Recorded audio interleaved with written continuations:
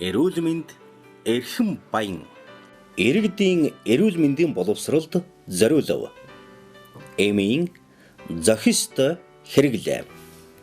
Аливаа өвчин эмгэгийг эмчлэх, онцлох болон түүнээс урьдчилан сэргийлэх зориулалттай эмчилгээний үр нөлөө нь судалгаагаар бүр нотлогдсон.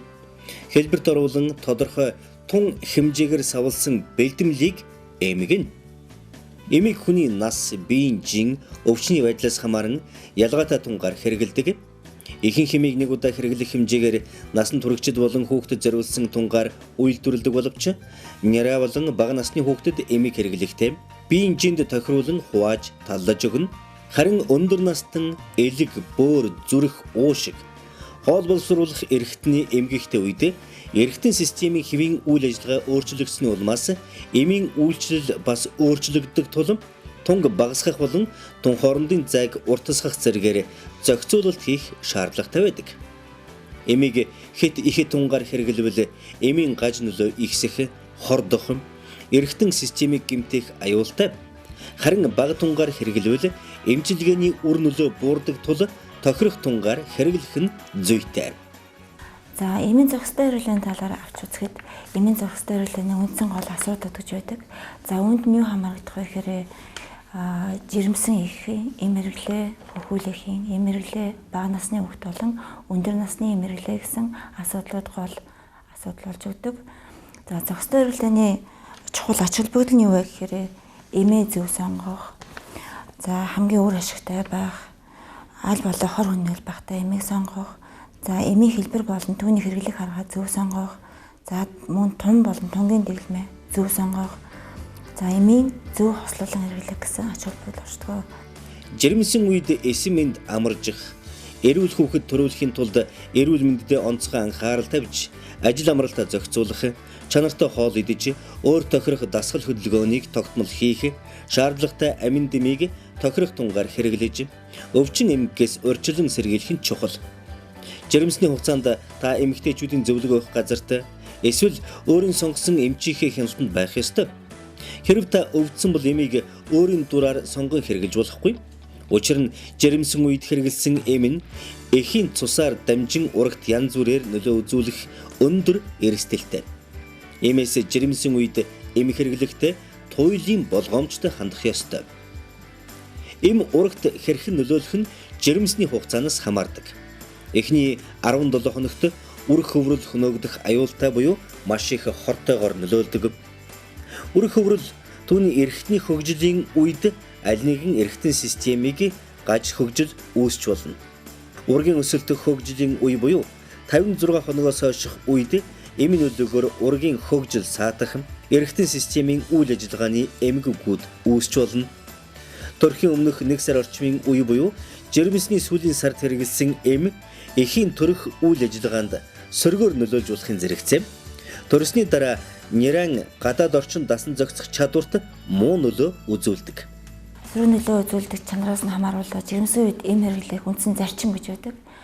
За энэ зарчим дээр хамгийн нэгдүгээрт нь юу гэх вэ гэхээр зайлшгүй тухайн жирэмсэн их эм хэрэглэх шаардлага гарсан тохиолдолд эмчилгээний ашигтай нөлөө маань урагт үзүүлэх нөлөөнөөс өндөр байх тохиолдолд эмийг хэрэглэнэ. Нэгдүгээрх нь.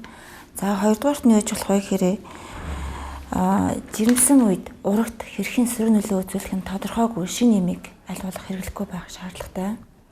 За гуравдугаарт нь жирэмсэн үед эмийн тунгийн эмчилгээний хамгийн бага тунг хэрэглэх ёстой гэж үздэг.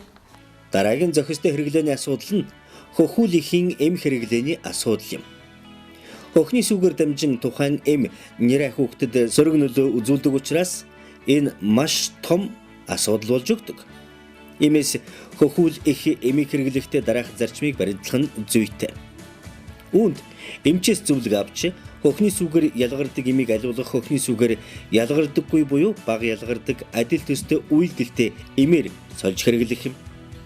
Хөхний сүгээр их хэмжээтэй ялгарч нярайд хүчтэй нөлөө үзүүлдэг эмийг зайлшгүй хэрэглэх шаардлага гарвал хүүхдийг зохиомлоор хооллох. Хоногт ганц удаа хэрэглэдэг эмийг унтахын өмнө хэрэглээд шөнө хүүхдийг хөхүүлэхгүй байх юм. Өдөрт олон удаа хэрэглэдэг эмийг яг хүүхдийг хөхүүлэхийн өмнө буюу дөнгөж хөхөнгүүт хэрэглэж байвал хүүхдэд үзүүлэх сөрөг нөлөө багасна. За тэгээ хөхнөөс өгөр ялгарсан юм маань нэрад маш олон төрлийн сөрөг нөлөө үзүүлдэг. За үүнд нь жишээ нь гэх юм бол метрнетээс бол буюу терхопол энэ маань нэрад хөхөндөө дургүй болох, бөөлжих, ойгуулах шинжүүд илэрдэг бол резервийн даралт оруулах юм. Энэ маань хамар зариул залгуурын састыг хөөлгөж хамар битэрүүлэх шинж тэмдэг илрүүлж болно. За мөн холорон феникол байж болно. Энэ маань цус багталт, за мөн хэвийн бичил элементүүдийг бууруулах гаш нөлөө илэрч болно.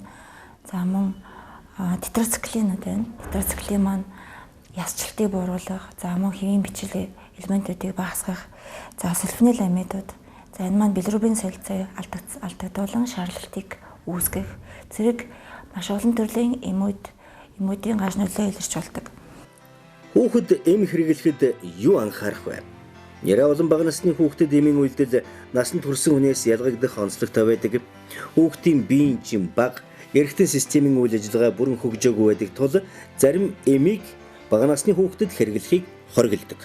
Учир нь 6 сар хүртэлх насны хүүхдийн ходоодны хүчилжилт сулам, цөсний хүчлийн ялгарл бага байдаг тул эмийн уусалт муу явагддаг учраас ходоод гэдэсний замаас харьцангуй удаан шимэгддэг. Арьс нь нэмгэн судасчлалт сайтай байдгаас арьсан тэргэлсэн эм ерөнхий үйлдэл үзүүлдэг учраас тосон төрхөлгийг төрхөхдөө ихээхэн талбай эзлүүлэн төрхөж болохгүй. Хүүхдийн тархины хориг сул хөгжсөн байдаг тул сэтгцэд нөлөөт эмүүд хүчтэй нөлөөлдөг. Элэгний эм хувиргах үйл ажиллагааны чадвар сулаас эмийн хувиргалт ерөнхийдөө муу явагддаг тул эмийн бие дүүлжлэх хугацаа уртасдаг байна.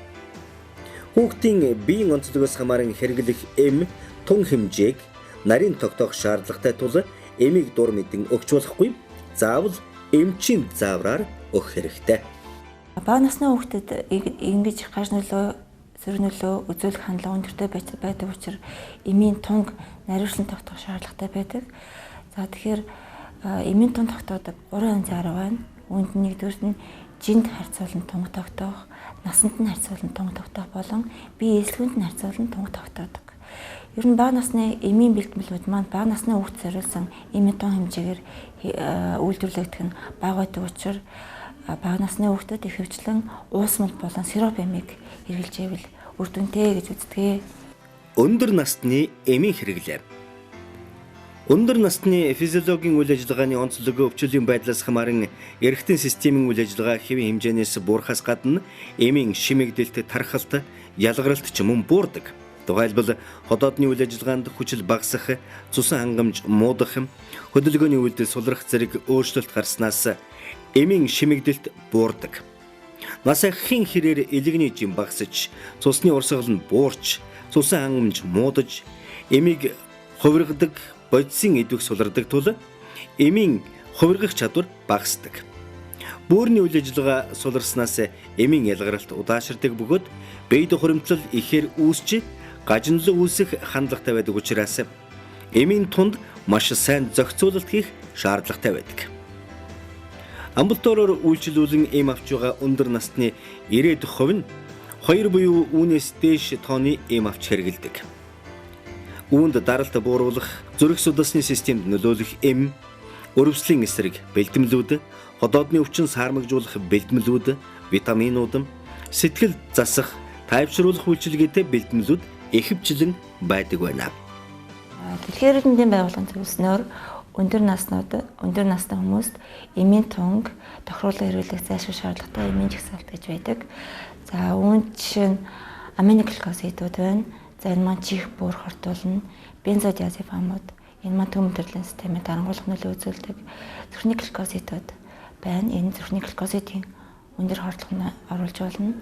Гэх мэтчлэн маш олон тооны эмийн нэрүүд байдаг. Өндөр насны эмийн хэрэглээнд давигдах зарчим гэж байна. За эм өгөх тохиолын тоог зөөрүүлэх, заашгүй шаардлагатай эмийг сонгох, за хэрэглэж байгаа эмийн талаар гарч үр дүн болон сөрөг нөлөөний талаар заавал хянах. За эдгээрийн талаар заавал хянах. За тухайн хэрэглэж байгаа эмээс гарч болох сөрөг нөлөөний талаар хэрэглэж өвчтөндөө болон асрамжлагчд нь маш тодорхой анхааруулга зөвлөгөө өгсөн байх шаардлагатай байдаг. Иргэн та яарн дур мэдж ямар нэгэн эмийг хэрэглэхийн өмнө эмчид заавал хандарай. Эмч таны биед үзлэг шинжилгээ хийж, үйл ажиллагааны өөрчлөлт, шинжилгээний дүнмэндэслэн таны биед тохирох эмийн хэрэглэх тун, хэмжээ, хугацааг нарийн тогтоож өгөх болно. Харин та эмчийн зөвлөсөн эмийг зааврын дагуу зөвлөсөн тунгаар хугацааг нарийн чанд баримтлан бүрэн гүйцэд хэрэглээрэй.